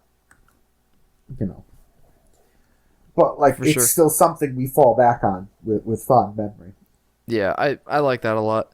Although, I have one funny story to tell about this I've got whole thing. several, but yeah, keep going. It was in high school. For me, I never really fully answered this question. What does multiplayer mean to me? Until League of Legends, playing it with you guys, and that wasn't until like 2014. Up to that point, that was mostly single player. Like I played a lot of single player games, and to this day, when I want to play a video game, I don't even think about multiplayer. Like it's not that I'm against it. It's just it's not something I lean towards. And I think you used to lean towards Smash quite a bit. even so, that was just like a local party game that, I mostly played single player. But when you guys wanted to play, I would. But I think a large part of the reason for that, like my kind of mindset towards gravitating towards single player games, comes down to the fact that I don't know. I felt kind of alienated in my gaming interests, especially growing up. for those of you who don't know, I am a big Nintendo fan. I am the resident Nintendo guy on this channel. Um, the rest of you guys grew up with Sony platforms, and that actually goes for, I think, everyone else on the channel. In our age group, I should say, because in our age group is just past the height of Nintendo and into the height of Sony. We are right. Yep. We are so nostalgic Adam, child. Daniel, Henry, Chase, Tyler, you guys all grew up with PlayStation 2s. Yeah. And I grew up with a Nintendo 64. I didn't even have that generation. But as a result, like, I leaned towards the single player games. And I remember distinctly, because I kind of felt embarrassed about this. I remember I was in band practice for graduation, and I was sitting next to the brass players, and they were talking about, dude, I'm going to go play Call of Duty later. It's going to be awesome. And I'm like, I'm going to go play Super Mario Galaxy. And then one of them looks over at me dumbfounded and says, did you just say Super Mario? I'm like, maybe I should keep this underground. And all I remember is the Smash Bros. Tournament you people were holding illegally on the spare TV under the stairs during the performance of some musical or another. Oh, that wasn't you, Jeff. That was Chase and someone else. There was four. There was four of them. They had an old GameCube, and they were playing one Smash Bros. Or another. I remember couldn't tell that. which one. And they're the problem is the spare TV. There's in the auditorium. There's room under the stairs. There's a back stairway to head up to the balcony. And during the performance, I'm running up and down these stairs to get to my spotlights and back down to the front. And there's four of them in my way playing Smash Bros. On the spare TV because they're in the chorus and they're not needed for another hour. And I'm climbing over them and I'm like, oh, you guys! And that's shake my fist impotently as I'm hauling ass past them. So well. God bless their soul. They're just fuck, we got nothing better to do. And you gotta be impressed with these people because they managed to talk to the teachers to set up a system where they could grab one of the TVs that you roll in to play the VCRs on and hooked up their GameCube to it and had managed to roll it to that location and were playing Dino, there was always a TV stored there. They stored the spare TVs. You know how there's a TV they'd roll into classrooms to show a video every now and again? Right. That's what you said. That's not a thing anymore. Now they have projectors and everything, but they still had some of those TVs around during that time, and that was just where they tucked one away because it was spare space that was flat and you could roll stuff in and out of. And so it was just sitting in the back, and there were plugs, and so they'd run a cord down around the corner, plugged everything in, and they were sitting there playing on the spare TV. That was not supposed to be there. At one point, because they were getting in my way, I was I will tell the teachers about this. Get out of my way because I'm trying to get there for the next scene. I can't turn the lights on to get there. To think about it this way, had I known that kind of community existed in high school earlier, I felt like that weird kid that liked Nintendo games. If I knew about that, I probably would have been more into multiplayer. Yeah. So go ahead. Go ahead, Jeff. Go ahead. It's fun to think about what could have been. Would I be more multiplayer driven if I had that experience? Maybe. I don't know. But as a result of the experiences I do have, I am very single player oriented. Multiplayer's fun, but it's not something I think of to do very often. And yeah. Sorry, Han, I interrupted you there though. What? No, you Gucci. Yeah, so we to go back to Adam's story of them playing on the television and that, I was partially in the group for them playing Smash Bros on random televisions throughout the school and everything. And the one time we ended up setting up in that hallway, and it was during school hours. It was during one of our stupid study halls, and we were just starting to get playing, and all of a sudden Mr. Faulkner, our principal, ended up walking, and he's like, "Guys, you can't be doing this. You got to be somewhere. You can't just be playing." And we were playing in that little hallway, going up to the top of the auditorium, and that we're just okay, funny. whatever. And it was just so dumb because it's we had all of our work done. There was nothing left. This is like towards the end of our senior year, and it's like we just need a television. We had like, we senioritis could play anywhere. We don't really to the give. extreme. We just don't give a shit where we play. It's like we just want to play the game, and it's like, no, sorry, can't do it, folks. It's like, god damn, what a pain in the ass. It's like, Well, yeah, but turn like the in the volume back off, we won't hallway care. by the emergency exits and the stairs, like they need to be somewhere. Like if there was a something, they could know where you were.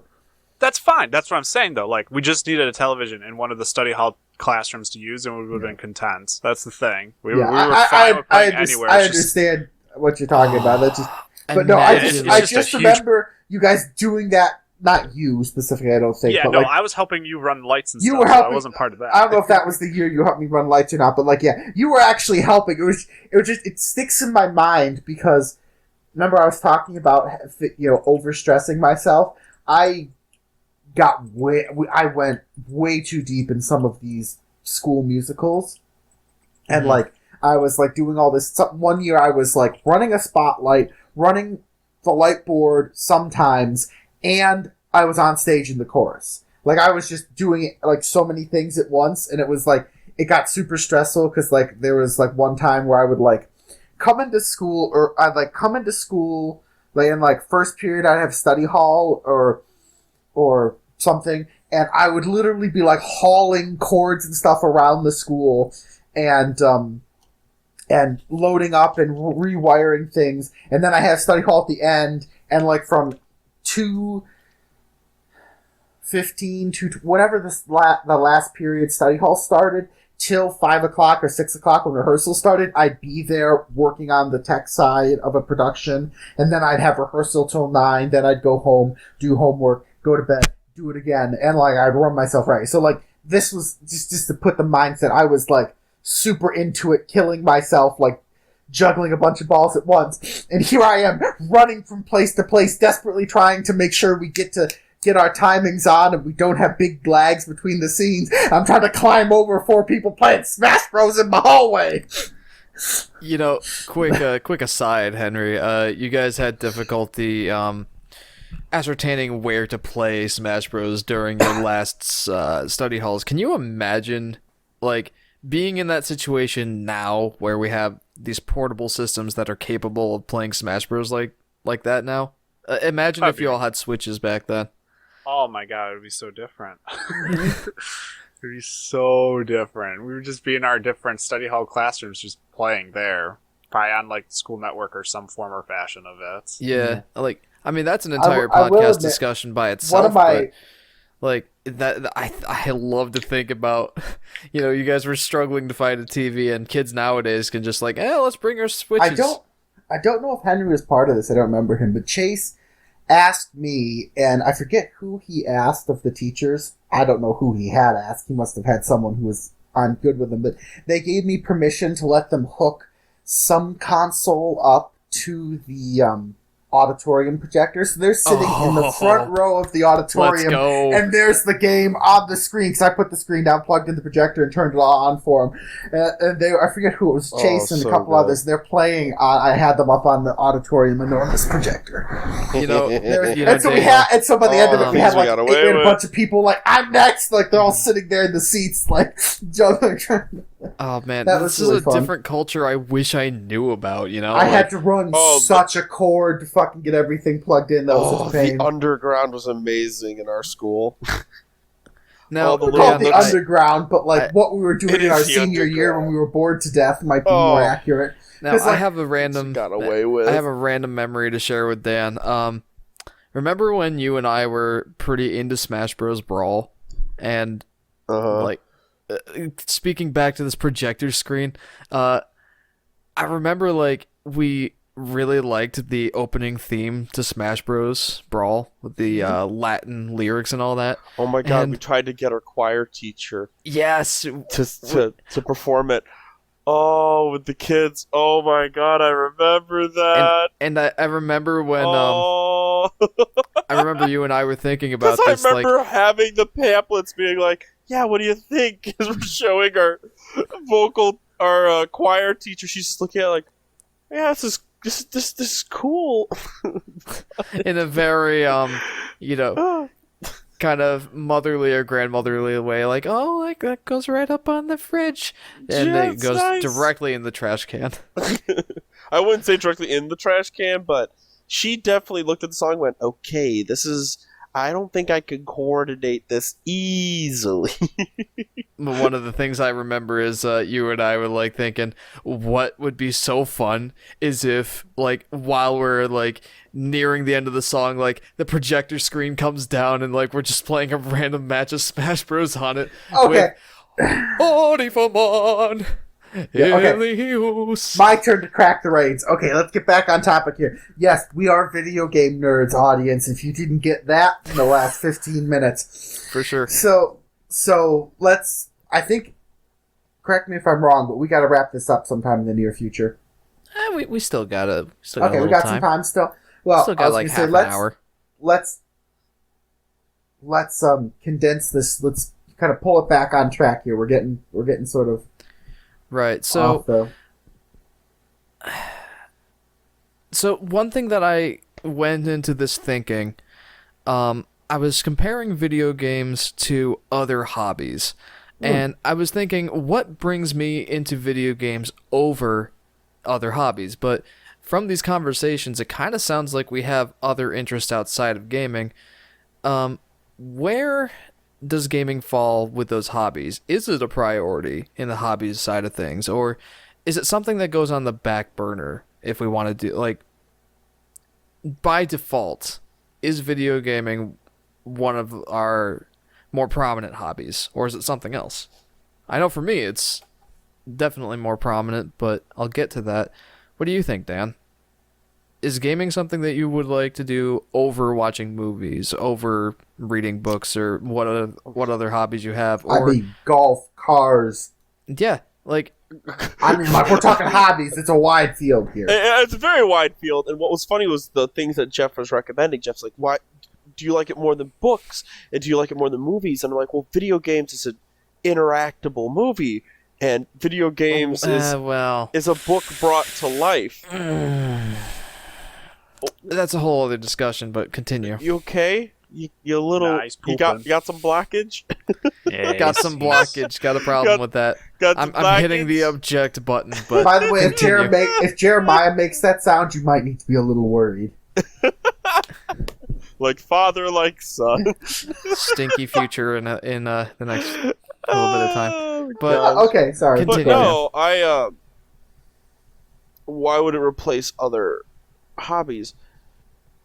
I feel that a hobby is sort of an extension of oneself, or it's used as a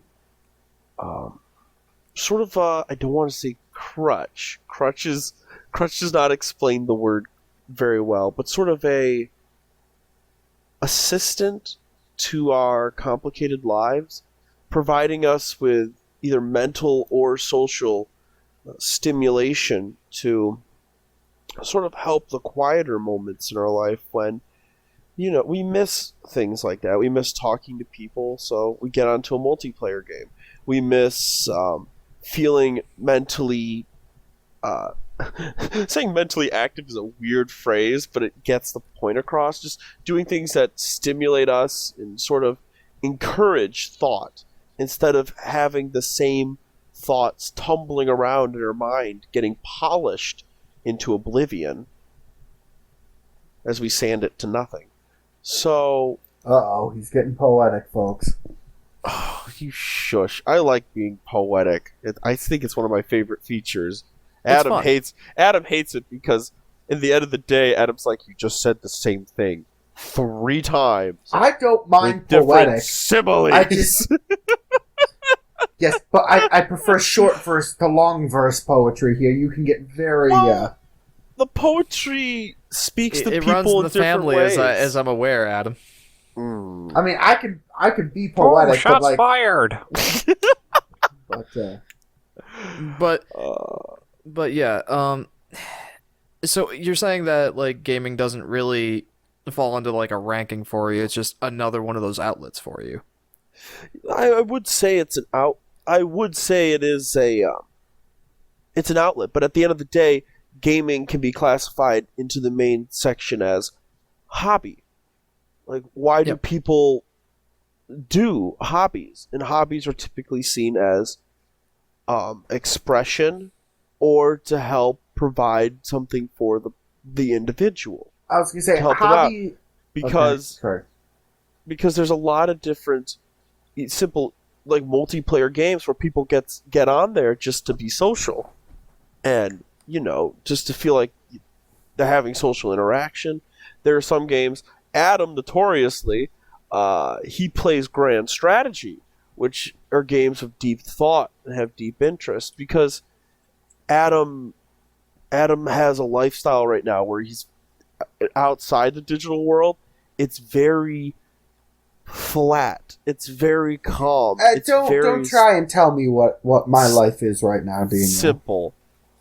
Adam, you went up to a barn, fed some cows, came down, Yeah, but and are in a podcast. Don't make it about me, Daniel. Not like This I is- have this is always more to be- enjoyed grand strategy, even when I was working in a research lab, Daniel, for like 8 hours a day and doing extremely complex tasks. I still like to play grand strategy. So like it doesn't necessarily reflect what's going on outside. So I'll just counter your point right there. But to be more specific, Dan, for you, where do games fit in your list of hobbies? Well, I find it's a way I can express myself and just try to do things that I like. Okay, I think that's a good wrap up for that thought there. Mhm. Although, like, where does that mesh with other hobbies that you have? Oh, a lot of my hobbies these days are more of attempting to have self-growth, self-development to an extent. So a lot of my hobbies are I've taken up running, getting back into learning about things, hearing what's happening in the world, hearing what's effective for handling people with mental abnormalities, and things along You that getting line. better at your job. Getting better at my job. I don't want to emphasize that too much because Well, yeah, saying it like that sounds very clinical, but like, right. But no, yeah, it's all self-improvement right now. I'm not gonna lie, I've gotten more into VR games just because of the physical aspect of it. But I think in the beginning, quite a bit of the games were for me. Like I said, I thought games as an escape. So as my life has moved on and I've become more social and more outgoing, I've changed how I use video games and made them a motivator for helping me change my lifestyle. Very interesting. All right. What about you, Han? Where does gaming fit with your hobbies? Or with your other hobbies? Where would you rank it? Yes. I don't know. I'd say it's probably on par with my other hobbies, realistically. I don't know. Right now, I've pretty much gotten back into like card games and stuff like that. Like a couple years ago, I got back into Yu-Gi-Oh, and that was a pretty big stretch that I was relearning how to play that freaking game. And then it ended up turning into Magic like a year and a half ago. So now Magic's a pretty big alternative hobby for me. And then it's like video games are still like on par. So realistically, they're like easily like negotiable for the amount of time of my day that they can take up. You know, Okay. so they're not like overbearing and they're not like completely off the radar. They're just I don't know. Kind of equal. like a happy medium there. Like it's one of the hobbies that you do, but it's not the main hobby, nor is it like just one of the side hobbies. It's pretty much on par with your other interests. Yeah, and I mean it fluctuates obviously, and like for some stretches it's like all right, more video games than anything else, but it's also like all right, I could easily take them off like the main burner and throw them on the back, and then it's like, all right, gonna focus on the other shit that really has my attention this current moment in time. So Okay. Yeah. And to bring that back to the original question of why you play video games, I think that is pretty well dictated in your ability to be a fluid gamer, a fluid hobbyist, if you will. You have varied interests, and your ability to go between them is pretty interesting, if you ask me. I don't know, blame my attention span more than anything else. I'm trying to put it in a nice way. No, fuck that, man. ADD, ADHD, one of those stupid fucking things. But I do think that's interesting. Yeah, I mean, it's nice. If nothing else, like, I like it because it gives me more, like, reasonable flexibility for just, like, I don't know, conversations as well as just, like, the ability to just, like, grasp different topics in general for certain things. It's just nice being able to, like, openly accept for those kind of things and, I don't know, just make them a decent part of who I am for that fun shit. So Yeah, I think that's cool. What about you, Yeah. Adam? You mentioned that you like to read books. That's one of your main interests, and knowing you, like you said, you read through 100 books in a year, in a good year. On Do average, games- I'd say would be a good way to put it. Do games go to the back burner for you then, or are they still one of your main focuses for hobbies? Well, first thing, the first thought I had when you asked this question was, do we count? Are we saying video games, or are we talking games? Because I do play Magic as well, and so Video games particularly. particularly, like, yeah. So I was gonna say, like, video games are something where, like, I enjoy doing them, but I rarely would schedule around them, if that makes sense. There's something I pick up when I have time, and Mhm. sort of nothing else. Like, if I have a really good book I want to read, I'll often, like, the only time that I like put the exception to that is, like, sometimes if someone's, like, if a group of friends are on playing a video game, I will, like, because we actually, like, have had like, everyone's here, like, this is my chance to, like, play with them, I'll, like, put other things aside and, like, schedule, I'm going to play this game with them now. But other than that, when, like, there's a group of friends on that I really want to play with, yeah, if I'm reading a book, I'll probably read the book before I play a video game. Sometimes, you know, I'm not into a book at the moment, and I'll play video games instead. But, like, yeah, if I'm into a book, if I'm, like, being part of a production, community theater production before all this COVID and stuff, we actually had those. Like, when I'm doing those, barely any video games or other stuff. I'm, like, hyper-focused. Well, not hyper-focused, but I'm, like, that's where my attention and, like, my extra energy is going. These extra things that we do. That's, you know, I put my energy there. So it's not, yeah, like, I guess video games is sort of like my fallback pattern, my holding pattern. Like, I don't have a book I'm really interested in right now. Not working on anything else. Let's see what game do I play.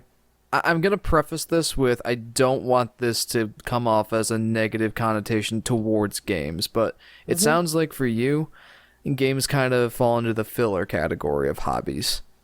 Like, don't take that as a negative connotation. Like, if you have time between your other hobbies, that's something that you would like to fill your time with. How about yes, asterisk? What's the asterisk? Yeah, let me get into the asterisk.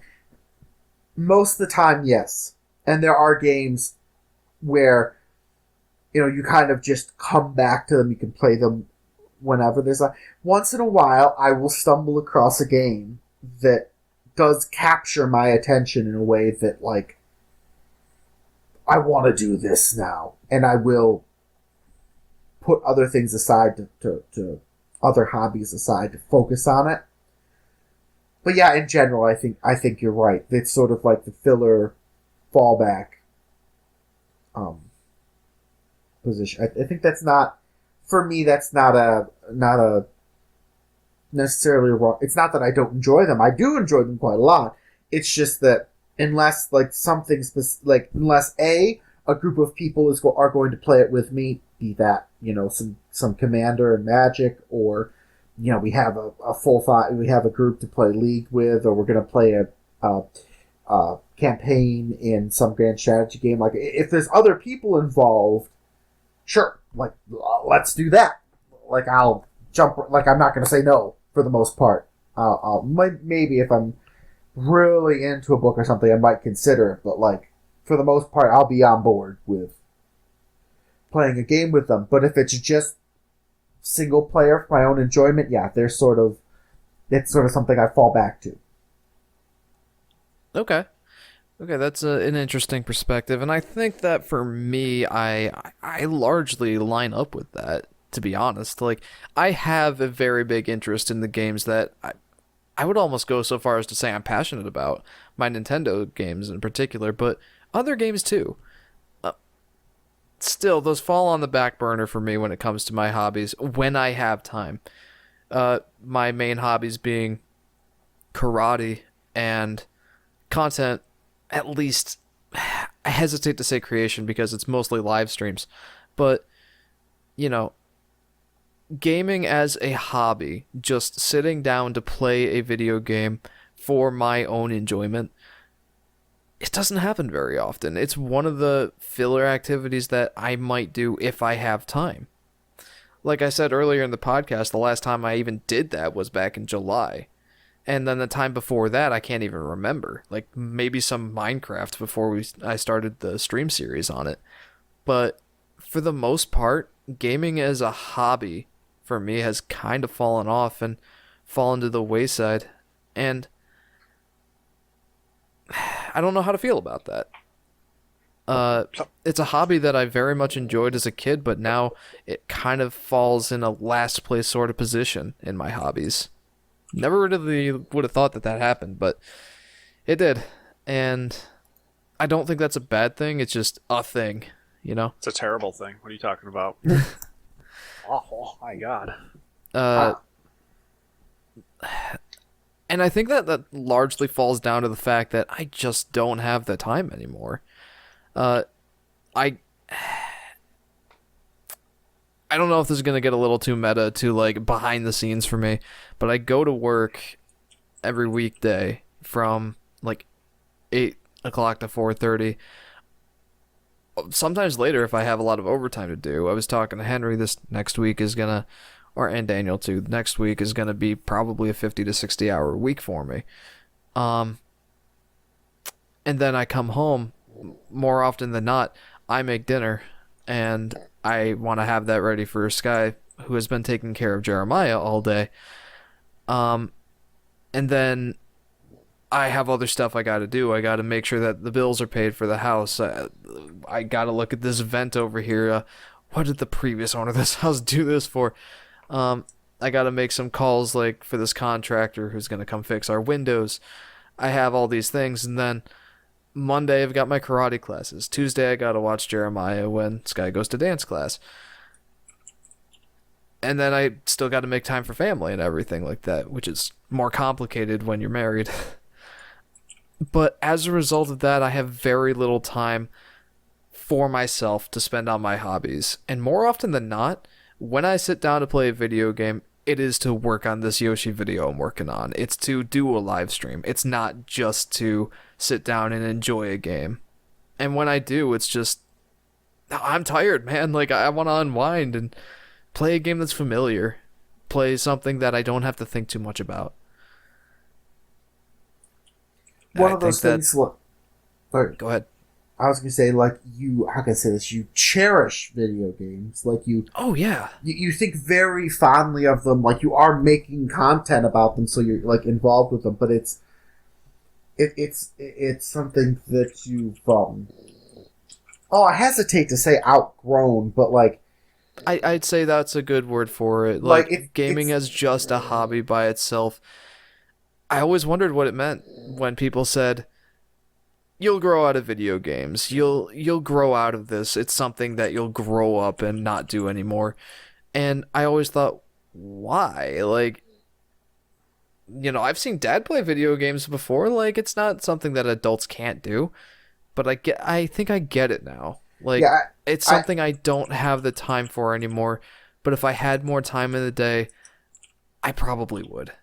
Yeah. I probably would spend more time on it. Yeah, it's like one of those things where like you didn't grow out of it, and it's like it's no longer something you don't want to do. It's just that it's just I grew out of it in the kind of perspective that I have more important things that need to be done now. yeah, And like if I have time, great. But that's part of being a grown up. yeah, and it's and it's just something like and like sometimes I feel like I want to say the older generation, but like sometimes like older people are like, oh, you'll grow out of it. You'll no longer want, like, they'll be childish. Right? And it's just like, well, no, I still want to play them. It's just that I've grown up and I can no longer, like, what did you do when you were, a teen in school or whatever? Like, I'm sure you had hobbies or things that you do that you no longer can invest. Oh yeah. Time into like you used to. These, like, we would like to. We still play them when we can. Or you still play them when you can, but you can't. They're no longer like they're no longer like something that you're like. Your life is not built around them. They're no longer like such a big part of your life or such a pillar of it. They're something you're very fond of. Oh yeah. And like you still do them and you still play them, but it's more limited. It's a And as an interesting aside to that, I opened up Steam on my computer for the first time in a while, and yeah, right. But I just felt like poking around at it for a bit, and I got to my info section where I filled in like the description for myself, how I would describe myself on Steam, and one of the lines I say is, I can be fairly critical of game design, as that's a field I've grown to be somewhat passionate about in recent years. And although I'm not a game designer myself, I'm decent at picking out a game's strong points and its weaknesses and so on and so on. But I think that's still true. Like, it's something that I'm still passionate about to some extent. It's just I don't have the time for it as much as I did before. And so you're going into that phase of your life where you will have less time for it, and then eventually you'll have more time for it again. Yeah, like when Jeremiah gets old enough, like he'll want to play Sky with needs you. to Sky needs to take care of one of her grown-up things. I can sit there and play Super Mario World and keep Jeremiah occupied. And I look forward to that day with eager anticipation. Like, yeah, I was gonna say, yeah, and it's just, yeah, it's funny how it has become the comfortable thing that you fall back on, which is why I think you play like right in your nostalgia zone. And I find it so funny of who. Oh, someone said, how, like, I said, oh yeah, there's Jeff and he plays Nintendo, and it doesn't matter who said it. They're like, well, how can you play that? It's like the same, it's the same thing, and it's not like new or it's like these other games are newer, and I hesitate to use the word edgy, but they're, like they're high art almost in comparison to some of this Nintendo stuff. And it's like, yeah, but Jeff doesn't want to play high art. He wants to play something familiar and fun. He's not playing umpteen hours of this a week where like it becomes boring. It's like that thing with, like, especially when I was in college, like when I was in high school more, I read a significant number of the classics in amongst my things. And as I got older and I had a bunch of other things to do, I don't pick the classics up very often. They're, how can I say, they're not fun to read, is necessarily. They're like they make you think. They're like excellent books, and like they do all these things, but like sometimes I just want the frilly frou-frou, pastry cream puff version. Like it becomes like I love that. I want the light crispy snack. Like I don't want this heavy. Like I don't have the time to like really digest this. I just want something that's fun and playful, and I'm just reading it now because like it's like. Yes, if I'm like treating books or video games or anything as an art form or as a type of expression. Like, I can appreciate, like, this game, like, yes, it's wonderful, you know, deep thoughts and everything. I would like my fried pickle spear now. Like, you understand what I'm saying? And I think that's where I'm at.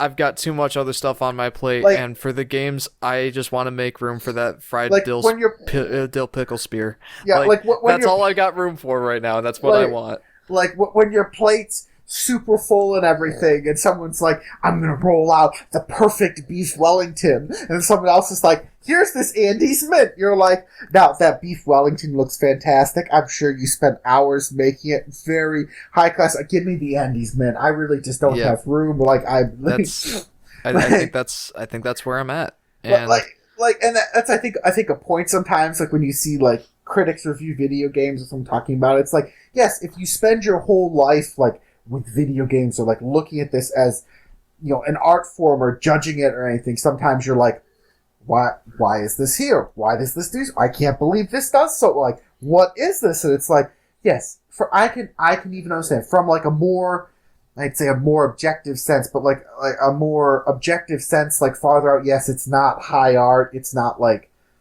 you know, it's probably not going to improve me as a person or like do anything. But like, I got enough of that already. Thank you. Like, I want something a little lighter on the old palette. yeah, I think that very much describes simultaneously my gaming habits and my genre of choice and like why I play the games I do. But yeah, That's like a good wrap up. I want my frilly, fruffy cream puffs. Yeah. I don't have time for anything else. I don't have room on my plate. Yeah, and now for the wrap up point that I was trying to draw this to is that for like the whole podcast, I don't know if this is quite the end yet, but We're almost there. Okay, We're almost so there. it's like as like an overarching thing is, why did we want to start with this topic or podcast?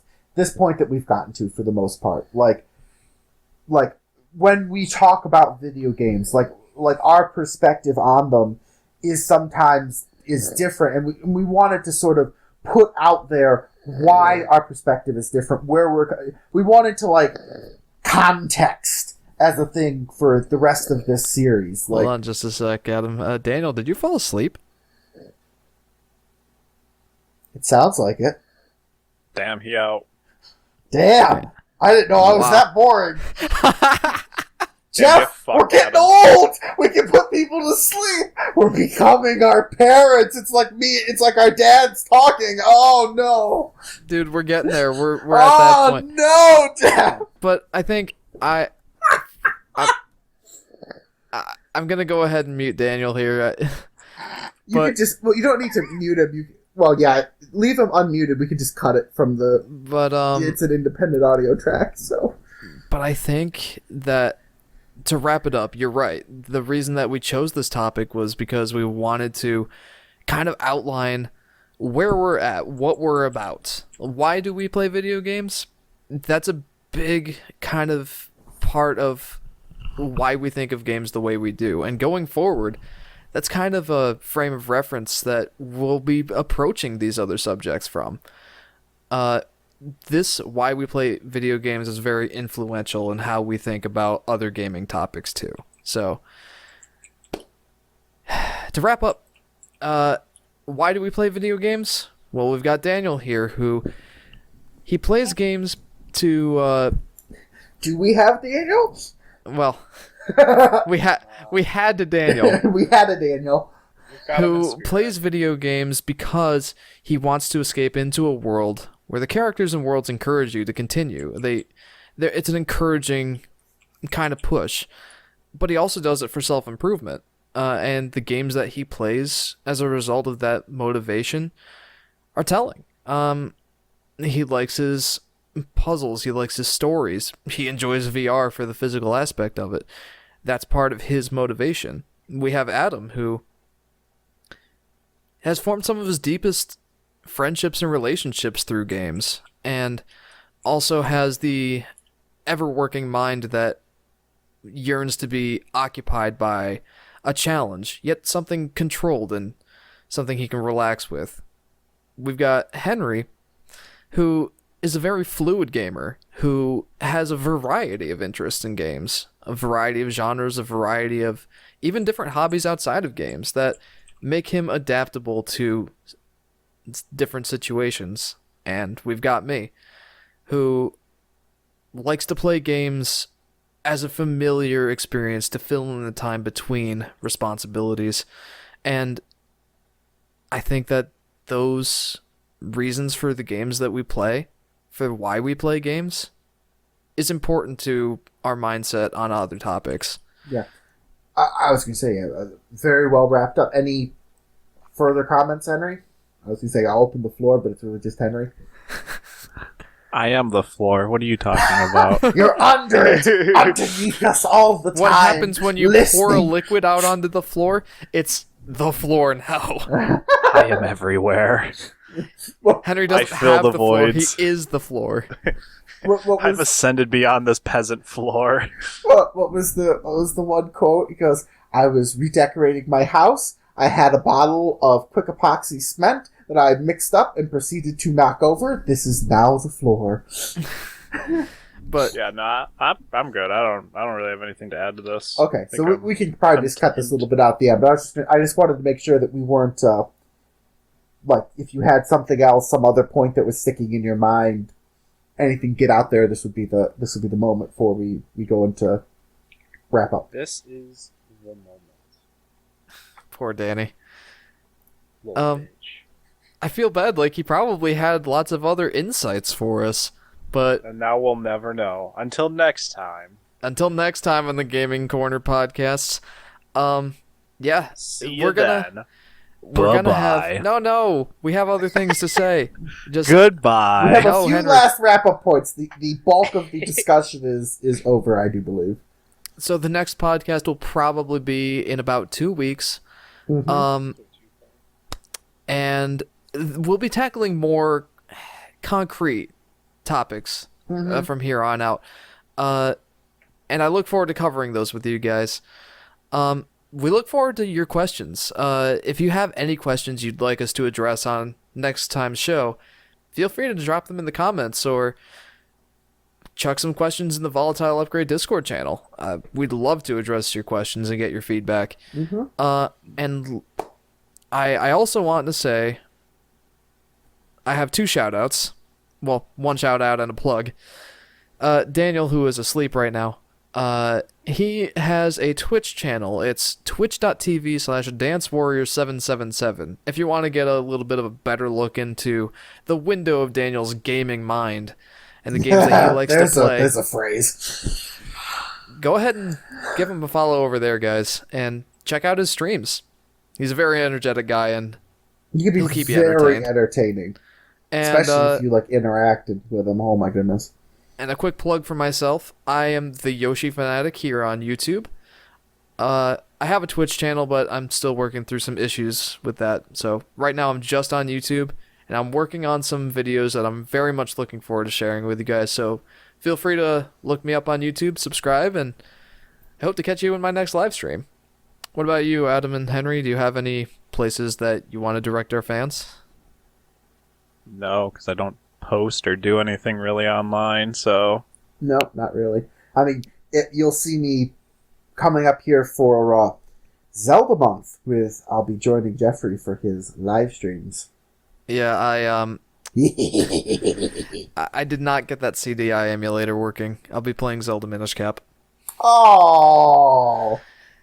Faces of Keep Evil will working be on in the it. future, but I'm not there yet. I tried. I will get there, I promise. I'd still like to come up for those. Yeah, we'll see what happens with that. But until then, you can catch Adam, Henry, and the rest of us right here on the Gaming Corner podcast. We're here on YouTube, and we plan to upload these to iTunes and Spotify. So search for us on those websites as the Gaming Corner podcast. And yeah, thanks for watching, everyone. We'll catch you next time here on the Gaming Corner podcast. Bye-bye. Bye. Love yous.